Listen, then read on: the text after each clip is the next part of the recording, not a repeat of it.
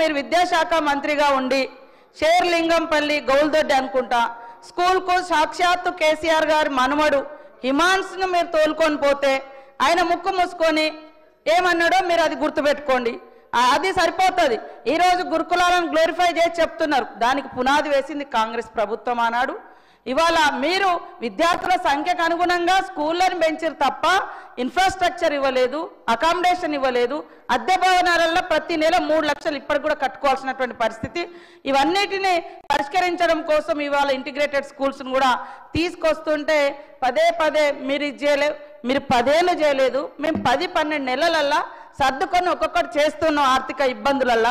మీరు విద్యాశాఖ మంత్రిగా ఉండి షేర్లింగంపల్లి గౌల్దొడ్డి అనుకుంటా స్కూల్కు సాక్షాత్తు కేసీఆర్ గారి మనమడు హిమాన్స్ను మీరు తోలుకొని పోతే ఆయన ముక్కు మూసుకొని ఏమన్నాడో మీరు అది గుర్తుపెట్టుకోండి.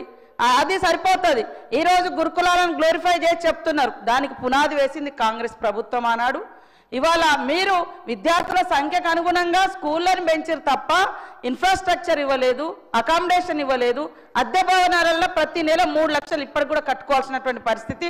ఇవన్నిటిని పరిష్కరించడం కోసం ఇవాళ ఇంటిగ్రేటెడ్ స్కూల్స్ను కూడా తీసుకొస్తుంటే పదే పదే మీరు ఇది చేయలేదు, మీరు 10 ఏళ్ళు చేయలేదు, మేము 10-12 నెలలల్లా సర్దుకొని ఒక్కొక్కటి చేస్తున్నాం ఆర్థిక ఇబ్బందులల్లా. ప్రపంచంలో ఏ మూల ఏ క్షణం ఏం జరుగుతుందో వేగంగా తెలుసుకోవడానికి తొలి వెలుగు వాట్సాప్ ఛానల్ని ఫాలో చేయండి.